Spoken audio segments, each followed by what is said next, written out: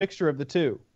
Taylor, do you like alternate biblical histories, like when you see a movie or a TV show that sort of like delves into that and like shows you a new spin on it?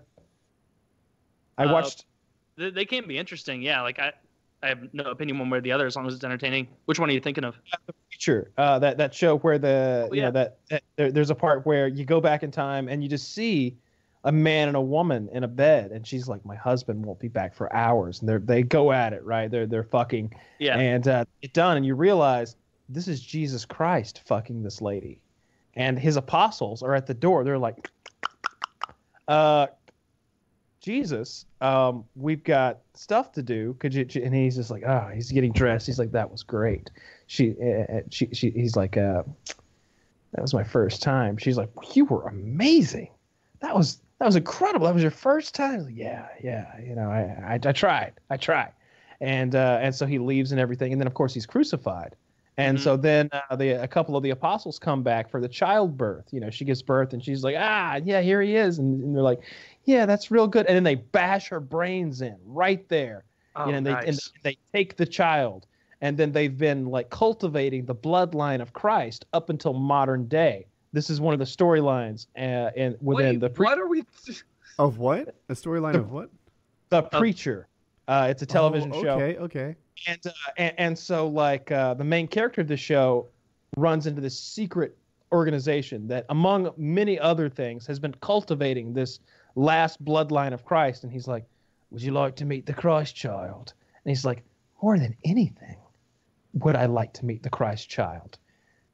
All right, we're going to take you there. So they whisk him away from America to like some like convent off in like where Jesus Italy, lives. Transylvania or something. like Italy, like outside Rome, and some like farmhouse like that's actually like a top secret sort of like facility, and where Jesus's ancestor, you know, great grandson lives, and they go in the room, and this figure is sort of like sheathed in darkness over there, and the main character, the preacher, he gets on his knees and he's from Texas. He's like, all my life I've been working toward this moment, and Lord bless me.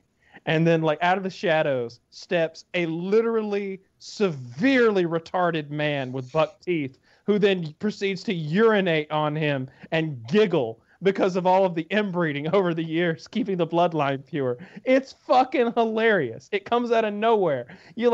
This is supposed to be the big payoff moment where you get to see the Christ child, and he steps out and he's like, piss is all over him, and he's like, God, I guess bless me with your piss, oh Lord. But After the year 70, Christ child took a turn for the worst. it's so good. Why would they? How do you keep a bloodline pure? I guess you just made him with his sister. I don't know how he could keep it pure though, because he doesn't have any sisters or any other family. He's only got, unless he was just fucking his own daughters for the hell of it. Stop asking questions. Okay, You're right. This is a supernatural show in which a preacher from Texas has the mystical ability to command people to do. Well, I hold it to the standards of this other made-up book. Grimm's fairy tales. Yeah, Those are pretty good. Grimm's fairy tales. Yeah, it's pretty good. Season 3 of Preacher comes out this summer. I'm looking forward to it. All right, I'm calling an audible on a shot because none of us are as drunk as we need to be at this point. Where you need to be a little better. Everyone. She says, "Damn straight." Thank you for the support. People are bad people. There's a decent amount of this gone. I'm gonna do a Kid, my second. I've been through a couple of these. Not today. No, not today. That's always whenever I wake up in the morning after if I do like a drinking stream over like 8 hours or something like that, which in reality seems a lot worse when you wake up when you see your half gallon of alcohol is half done and you're like, oh man, but it's over 8 hours, so it's okay. You know, it's not the quantity, it's the pacing. That's true. Half of a gallon, half of a half gallon is a lot for 8 hours. It's a lot of liquor, but it's that's tasty. a fifth of alcohol over a couple hours. That's a whole fifth of alcohol over 8 hours is a lot. I mean, we're getting there. Cheaper than therapy. That's true. Up. And it only hits you years from now, and then you have just only I know. a couple I years still to have regret it. Yeah, I still have 5 years before I'm 30, which means that's plenty of time. Which one of you is younger? Or Taylor, you're 26, maybe? I just turned I'm 25. about to turn 27. Oh, okay. I turned 25 last month. Okay. Yes, I'm only like 2 years older than Tucker. Not even that. So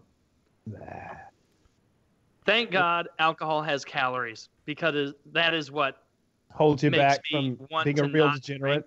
Yeah, because it'll be like, a Tuesday or something, be like, man, a beer with dinner or something, or a couple beers would be really good. And it's like, that's like adding 3 more sandwiches into the mix. That's really your limit, because sometimes I'll be like, man, I'm really hungry, but like a good beer for lunch would really solve that, so I can wait till dinner.